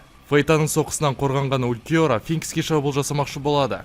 Өйткені оның қол айналдыруы жайдан жай емес деп ойлады Улькиора. Бірақ та Пайн Шинратенсеймен оны тоқтатты. Пайн өз күшін барынша ұзақ қолдана алғанша қолданды. Айзенің кесірінен чакрасы тез кетіп бара жатқандықтан ол бүкіл Пайнның денелерін басқара алмады және бар күшін қолдана алмады. Курора бұл мүмкіндікті жіберіп алса, басқа мүмкіндік болмайтынын түсінді. Ол оны ұстап, күн мен айды барынша мықты қылып қолданбақшы. Улькиора өте мықты, сондықтан Пайн оны ұзаққа ұстап тұра алмады. Солайша Шинратенсейдің уақыты аяқталған кезде, Мачи қарап тұрмай Улькиораны бірден байлап тастады. Солайша кішкене уақыт ұталады. Жіптерден енді босап шыққан Улькиора Финкстің шабуыл жасайын деп жатқанын көреді. Соққының мықты екенін көріп, ол өзінің қолымен қорғанамын деп шешеді. Оның шешімі дұрыс болды, бірақ ол өзінің қолынан айырылды. Яғни бұл дегеніміз, күн мен айды қолданайын деп жатқан Курородан қорғану қиын болады деген сөз. Олар жеңген сияқты көрінеді, бірақ та Улькиораның нағыз күші тез емделуде. Көзді ашып жұмғанша, ол өзінің қолын емдеп алып, Куророны өлтіру үшін оған шабуыл жасайды. Басқа малдың жоқтығын біліп, Фейтан мен Финкс өз бастықтарын құтқару үшін соққыға өз денелерін қояды. Улькиора олардың өкпелерін тесіп түсірді, бірақ та олар бастығын құтқара алды. Күн мен айды қолдануға бұл Куророның жақсы мүмкіндігі. Курора 3 секундтан кейін өзін және қалғандарын бәрін телепорт жасап, оны жарып жібереді. Жарылыстың мықты болған соншалықты Улькиораны белінен жоғары жарып жіберуге күші жететін еді. Ал Улькиора өмірге маңызды мүшелерді қалпына келтіре алмайтын болғандықтан ол өледі. Біздің қолымыздан келді. Артқа қараған Курора Финкс пен Фейтанның жарақаты жазылмайтынын түсінді. Олардың кеуделерін тесіп өткен, тіпті Мачидің қабілеті оларға көмектеспейтінін түсінді. Сендер жақсы жұмыс жасадыңдар, алғысым шексіз. Осы сөзден кейін Фейтан мен Финкс көз жұмады. Өз жұмысымызды атқардық, қалғандары Мадара және екеуінің қолында. Осы уақытта біз Айзенге өтеміз. Мерлин, осы жігіт пе? Дәл солай. Айзен өзінің қонақтарына қарап былай айтады. Сен оларды бекер алып келдің, бірақ бір жағынан өзімнің жаңа күшімді тексеретін адамдар табылды. Бос сөзді доғар. Мадара Нэн және чакрасымен Айзенге шабуыл жасайды, бірақ Айзен орнынан қимылдағанда жоқ. Нэнді басқаруды жақсы үйреніпсің. Бірақ Айзен Мадараның жұдырығын қысып оны сындырып жібермекші болады, бірақ Эсканор көмекке келіп үлгереді. Оның қолын шауып тастамақшы болды, сондықтан Айзен қолын жіберіп артқа шегінді. Эсканор, Мадара, бірігіп жұмыс жасауларың керек. Айтқаның болсын, Мерлин. Ендеше артымнан қорғап тұрыңдар. Эсканор шабуылға шығып, өз балтасымен Айзенді соққыға жығады. Бірақ та Айзен оның бүкіл шабуылынан қашып үлгеріп жатыр. Сен мықтысың, бірақ бұл сенің бар күшің емес. Мен саған көмектесейін. Айзен портал ашып, оларды түскі уақыттағы әлемге апарады. Эсканор бірден жалғыздық режиміне енеді. Эсканордың күші неге байланысты екенін ол қайдан біледі? Енді сен бар күшіңмен шайқаса аласың. Менің көңілімді қалдырма. Эсканордың ыстығы жақындай алмайтындай болып тұр. Мадара тірідей жанып кетпес үшін чакрамен енді қолданады. Неткен сұмдық күш! Эсканор Айзенге қарап былай айтады. Ешқашан осылай өз өлімін тез қалаған адамды көрмеппін. Эсканор өзінің балтасын лақтырып тастап, қасиетті пышағымен шабуыл жасайды. Бірақ қатты таңғаларлығы, Айзен оның соққысын алдындағыдай тоқтата салды. Мерлин қатты таң қалғаны соншалықты айтып жеткізу мүмкін емес. Осы ғана ма, Эсканор? Өзімшілдігің мен күшің сай деп ойлап едім. Айзен бір соққысымен Эсканорды ұшырып жібереді. Мадара, бәлкім сен жаңа досыңа көмектесерсің. Мадара ашуланып кетіп, бар күшімен Айзенге шабуыл жасайды. Бірақ тағы да пайдасыз. Ол екінші қолмен оны да тоқтатты. Қарғыс атқыр! Бұл күштің бәрі одан қайдан бар? Мерлин түсінді, қазіргі Айзенді ол екеуі жеңе алмайтындығын. Сондықтан жаңадан портал ашып, басқа күнәһарларды іздемекші болады. Порталға кіріп үлгермеді, оның артынан Айзен пайда болды. Мен сені екінші рет жібереді деп ойладың ба? Айзен өзінің қылышымен Мерлиннің ішін жарып жібереді. Эсканор мен Мадара жаңа ғана не болғанын түсінбеді, өйткені бұл кішкене уақыттың ішінде ғана болды. Артқа қарап, ажал аузындағы Мерлинді көрген Эсканор айғайлайды. Сен бүгін және осы жерде өлесің, сайтан алғыр. Не? Сенің өзімшілдігің қайда кетіп қалды? Эсканор бар күшімен Айзенге шабуыл жасайды. Пайдасы жоқ қыздың көзін құртып едім. Сенің мықты болуыңа көмектесті, қызық екен. Өліп қал! Эсканор бірнеше соққыны бір уақытта жасайды. Түсінікті, ол сенің махаббатың. Айзен Эсканордың артына пайда болып, бір соққымен оны тізеге отырғызады. Өкінішті, сен оған сезіміңді айтып үлгермедің. Мен сенімдімін, ол да сені жақсы көрді. Күн батып бастады, ал Эсканор әлсірей берді. Айзен Эсканорға жақындап, қолын оның иығына қойды. Мен сені аяп тұрмын. Сен тіпті сүйікті қызыңды қорғай алмадың. Бұл қандай сезім екенін білмеймін де. Эсканор Айзеннің мойнынан қысып алады, тіпті Айзеннің өзі бұған таң қалды. Не? Ол жалғыз режимінен де мықты болып кетті ме? Мен сенің көзіңді құртамын! Эсканор өте дамытылған жалғыздық режиміне кіріп, Айзенге тоқтамай шабуыл жасайды. Бұл соққылар оған жарақат қалдыратыны анық. Оның шабуылына қарап, Айзен ойланады. Түсінікті, мықты болу үшін өзінің өмірлік күшін құрбан етуде. Эсканор бар күшімен Айзенді соғуда, Мадара да қарап тұрмай оған қосылып кетеді. Бұл біздің соңғы мүмкіндік. Эсканор осы қалпында тұрған кезде оны өлтіру керек. Олар барынша Айзенді соқты, барлық техникаларын қолданып, не бар соның бәрін қолданып Айзенге шабуыл жасады. Олардың техникалары қайталанып бастаған кезде Айзен былай айтады. Түсінікті, қолдарынан келетіні осы ғана. Айзен бірден тұрып, бір соққымен Мадараны ұшырады. Эсканор оған тағы да шабуылдар жасауға тырысады, бірақ та Айзен оны бір қолмен тоқтата салды. Уақыт өте мықты бола беретін жалғыз өзім деп ойладың ба? Эсканор оны тыңдамады, қайтадан шабуылын бастады, ал Айзенді бұл шаршатты. Бір сермеп, Эсканордың қолдарын кесіп тастайды. Эсканор тізеге отыра қалды. Айзен оның үлкен денесіне мініп былай айтады. Мені таң қалдырғаны, сенің жеңіске деген үмітің болғаны. Осы сөздерден кейін Айзен Эсканорды өлтіреді. Мерлин, мені кешір. Эсканор өлді. Мадара бұған қарап ойланып қалды. Иә, жақсы жаттығу болды. Мен ризамын. Айзен Мадара жаққа қарайды да, Барыгының ұтылғанын көреді. О, сенің әріптестерің Барыгынды жеңе алды. Таңғаларлық. Сен оларды көре аласың ба? Мен бәрін көремін, Учиха Мадара. Сендердің жеңіске мүмкіндіктерің жоқ екенде көріп тастағанмын. Сендерге мүмкіндік береді деп ойладыңдар ма? Сендер мен осы әлемге келген кездің өзінде жеңілгенсіңдер. Тіпті менің қызметшілерім. Оларды сендердің күштеріңді тексеру үшін әдейі екеуін жібердім. Егер сендерді өлтіргім келген болса, мен бәрін жіберетін едім. Айзеннің қасынан Эспаданың қалған адамдар пайда болады. Біреуінің қолында Обитоның өлген денесі бар. Ол байқатпай бізбен бірге кетіп қалыпты. Біз байқамай қалады деп ойлады ғой деймін. Қаншалықты мықты болсаң да, сенің де әлсіз тұсың бар. Сен бір қызықты байқадың ба, Мадара? Нені айтып тұрсың? Шайқас кезінде сенен Нэнде чакра да кетпеді. Не үшін екенін білесің бе? Мадара үндемей Айзенді тыңдады. Өйткені мен сенікін соруды тоқтаттым. Бұны мен не айтпақшысың? Мен саған таңдау ұсынамын, Мадара. Эспадаға кіріп, бірінші номерлі бол. Мен саған тіпті елесет алмаған күшті беремін. Біз бірге әлемдерді басқаратын боламыз. Немесе сен өміріңді бекер өткізіп, қазір өлесің. Мадара байсалды түрмен іштей ойланады. Қанекей, не деп шештің, Учиха Мадара? Мен...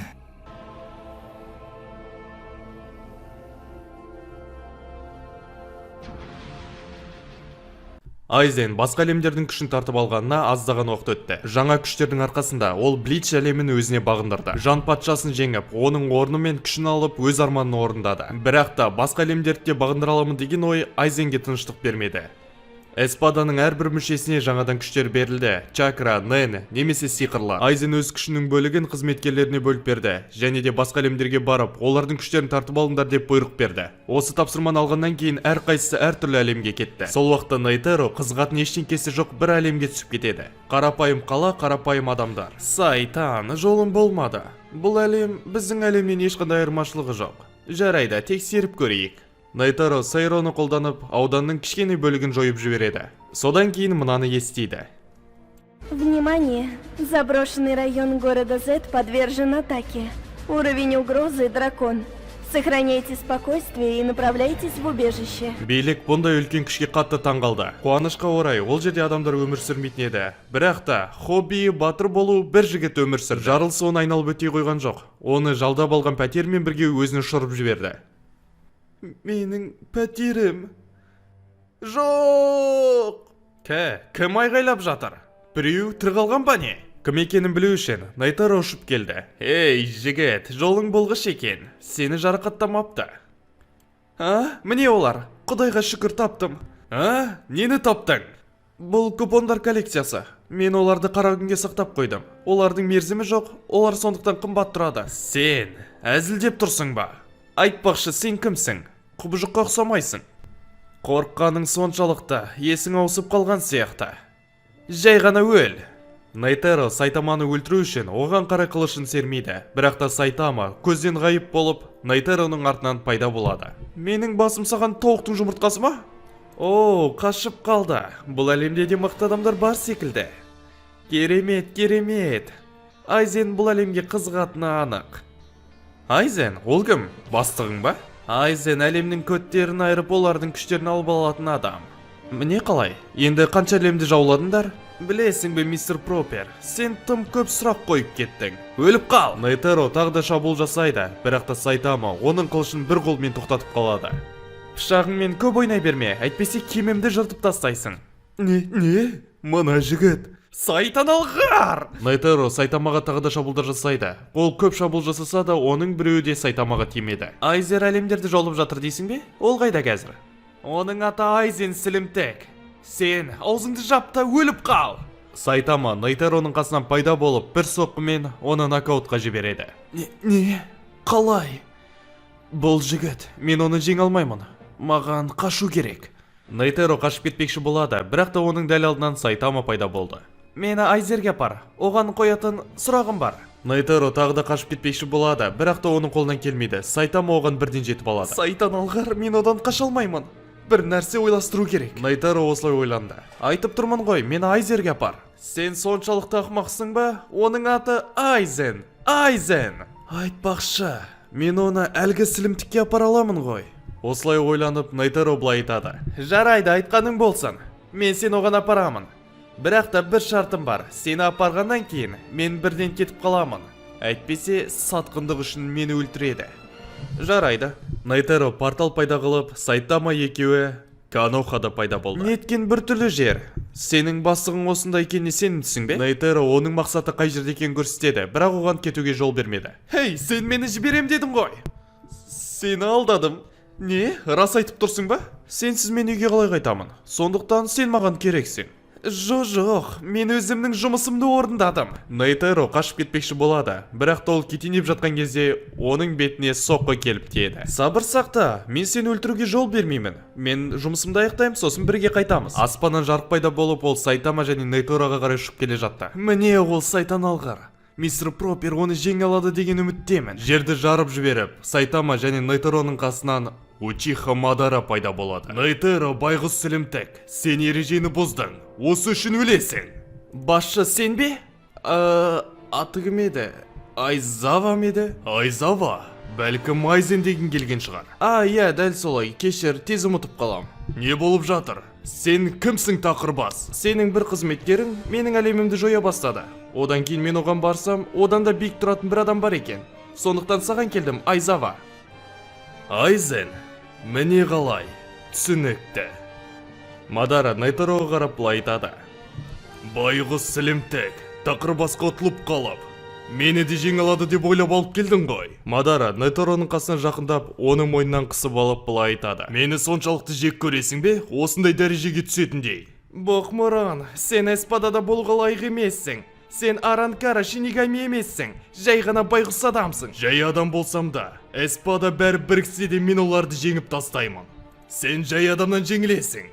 Бұны сезінген сезім қандай екен? Мадара Нейтороның мойнынан қысып оны өлтіріп тастамақшы болады. Не болса да, сен ережені бұздың. Мен сені өлтіруге құқығым бар. Мадара Нейтороны өлтірмекші болады, бірақ та оны Сайтама тоқтатты. Оған тиіспе. Үйге қайту үшін ол маған керек болады. Иә, сен жайлы ұмытып кетіппін. Мына қоқысты жеңіп тастағаныңа таң қалдым. Саған қысқаша айтайын, мен Айзен емеспін. Нейторо менің көзімді құртқысы келді, өйткені эспада да мені жек көреді. Сені не үшін өлтіргісі келеді? Сендер жақтас емессіңдер ме? Бәрі оңай. Мен эспадада ең мықтымын. Басқа әлемнің күші және Айзен берген күштер маған мықты болуға көмектесті. Ал эспадаға енді келген жаңа адам бірден бірінші орынға жайғасты. Қысқасын айтқанда, қызғаныш. Түсінікті, ал Айзеннің өзі қайда? Бұл енді маңызды емес. Сен осында болғандықтан сенің көзіңді құртуым керек. Мадара шайқасқа дайын болды. Тоқта, егер сен адам болсаң, олардың қатарына не үшін қосылдың? Бұл ұзақ әңгіме. Уайымдама, мен асығыс емеспін. Неткен күлкілі едің, тіпті өлтіруге даяп кеттім. Мадара Сайтамаға қарай ұшады, бірақ екіншісі одан қорғанып қалды. Алдамапсың, сен расында да мықтысың. Мадара оған бар күшімен шабуыл жасайды. Тіпті Нейтороның көзі ілесе алмай жатыр, ол жай ғана жарықтарды көруде. Сайтан алғыр Мадара, бұндай күш жай ғана адамда. Сен қиналып өлесің деген үміттемін. Мадара бар күшімен шабуыл жасайды, бірақ та Сайтама одан қорғанып үлгеріп жатыр. Мадара ештеңкені түсінбейді, ол қалай үлгеріп жатыр. Тіпті бір соққы да тиген жоқ. Мадара кейбір кездерде Сайтама Айзенді жеңе алады деп ойлап қала берді, бірақ бұл ойынан бас тартты. Жоқ, мүмкін емес. Тіпті бұл да оны жеңе алмайды. Мадара тоқтап былай айтады. Мойындадым. Сенің реакцияң мен жылдамдығың өте үлкен дәрежеде. Бірақ та бұл Айзенді жеңуге жетпейді деп ойлаймын. Менің күшім Айзеннің күшінің 5%-ында құрамайды. Бірақ өз әлемімді қорғау үшін мен сені тоқтатуым керек. Сонда сенің ауылыңа тиіспес үшін сен Айзенге жұмыс жасайсың ба? Нақтысын айтсам солай. Басында өзім де Айзенмен шайқасқанмын. Бірақ бұның мәнісі жоқ екенін түсіндім. Бәрін түсіндім. Енді тыңда, былай істейік. Мен саған өзімнің күшімді дәлелдесем, маған көмектесесің бе? Саған көмек? Егер де сен мені жеңе алсаң, менің саған көмегім керек болмай қалады. Жоқ, егер мына Нейтороның сөзіне сенетін болсақ, басқа әлемдерде ол сияқты адамдар бар. Егер де біз күшімізді біріктіретін болсақ, бәрін жылдам аяқтай аламыз. Сен қалған Айзеннің адамдарын жеңесің, ал мен Айзенмен шайқасамын. Тіпті кешкі асқа үлгеретін шығармын. Айту оңай. Сен Айзеннің күшін көрмедің. Ол менімен шайқас кезінен де мықты болып кетті. Міне қалай, бәлкім лайықты қарсылас. Тыңдашы, егер де мен саған өз күшімді дәлелдесем, көмектесесің бе? Мүмкін емесі анық, бірақ та тексеріп көрейік. Мен саған берлесе алмаймын. Не? Өлім. Смерть.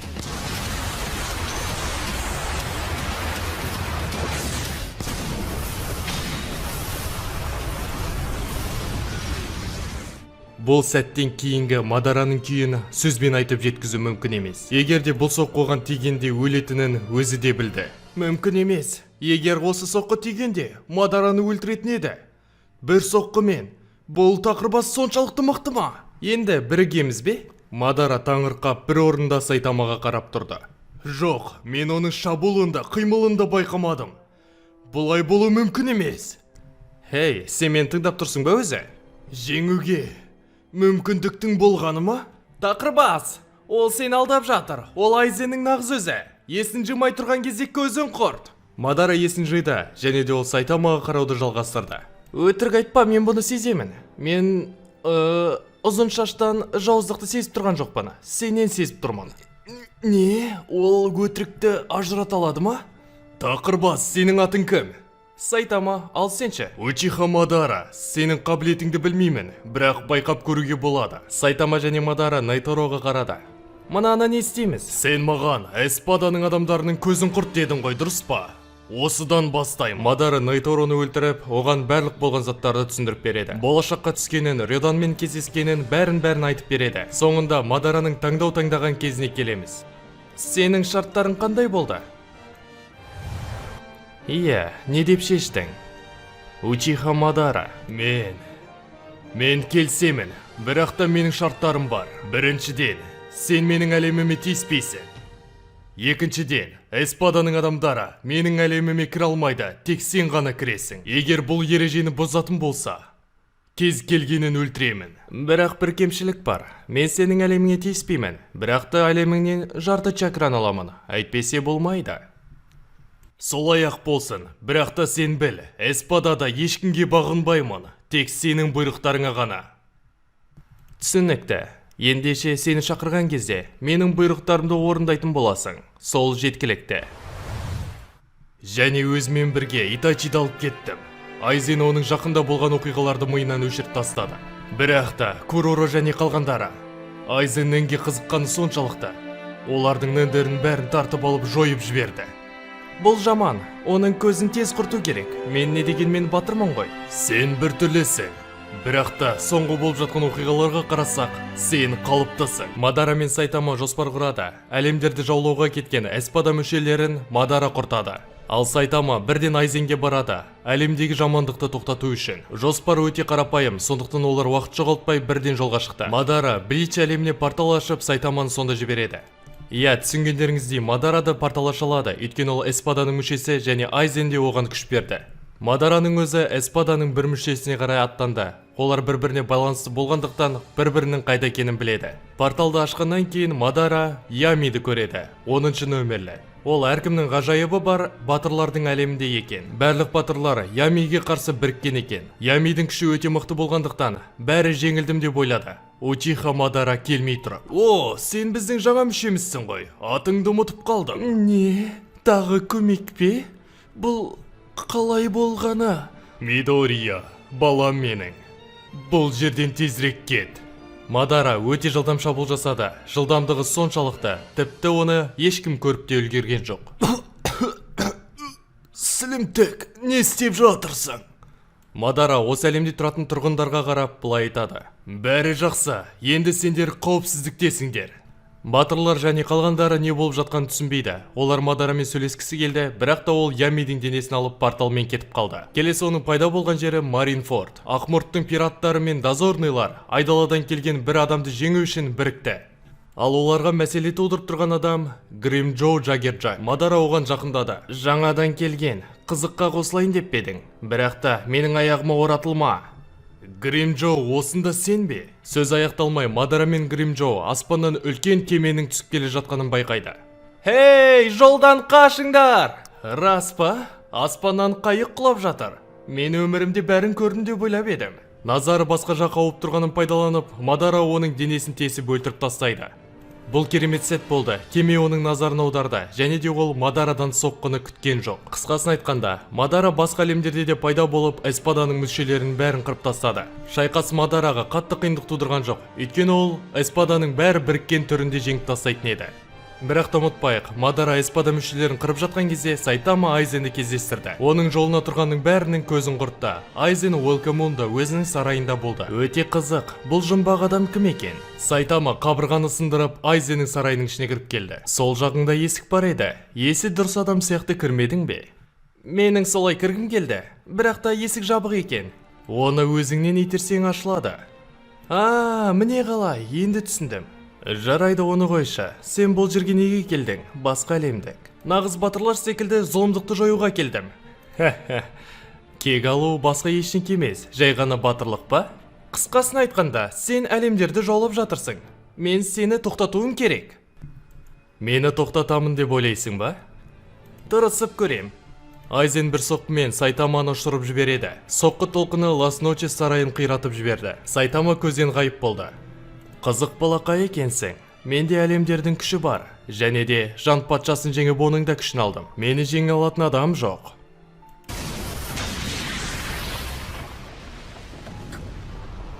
Ешкім жеңе алмайды дедің бе? Айзен ұшып кетті, бірақ ұшып бара жатқан кезде ойлап тастады. Сұмдық ауыр соққылар. Оның қолынан келетін осы ғана. Бұл мені жеңе алмайды. Айзен ештеңке болмағандай бірден денесін қалпына келтіріп алады.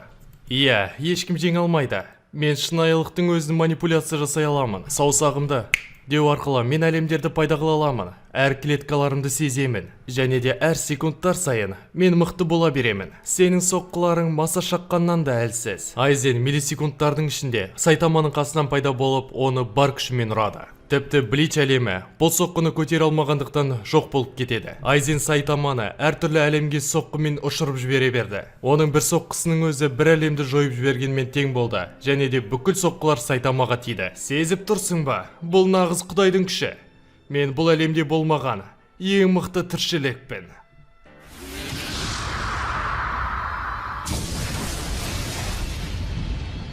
Шаршатып жібердің ғой. Қалайша бұлай көп сөйлеуге болады? Ең мықтымын. Аузыңды жап та бар күшіңді көрсет. Айзен өте қатты таң қалды. Ол Сайтаманың денесіне қарап бірде-бір жарақат байқамады. Және не болып жатқанын түсінбеді де. Бұл кім өзі? Маңызды емес. Егер физикалық түрде жеңе алмасам, бұл әлемнен оны жойып жіберемін. Айзен Сайтаманы жойып жіберу үшін бар күшін салды. Басқа жандардың бәрі жоқ болып кетті. Бірақ та Сайтамаға ештеңке болмады. Айзен екеуін де Уэлкомундаға апарды. Сен аяқтадың ба? Мені мазақ қылудасың. Солай болса, мынадан аман қалып көр. Нэн, чакра, сиқыр, реацу, шинигами күші, әлемдер, жан патшасы, Огиогу. Айзен бар күшін Сиараға ұқсас бір сфераға жинады. О, мықты сияқты көрінеді. Егер де сен бар күшіңді салатын болсаң, ендеше мен де бар күшімді саламын. Мықты соққы! Екеуінің мықты соққылары материкті жойып жіберді. Ачакамундадан тіпті жерде қалмады. Қатты күш салып жіберген сияқтымын. Ал Айзава қайда? Ай, жарайды, маңызды емес. Оны сезіп те тұрған жоқпын.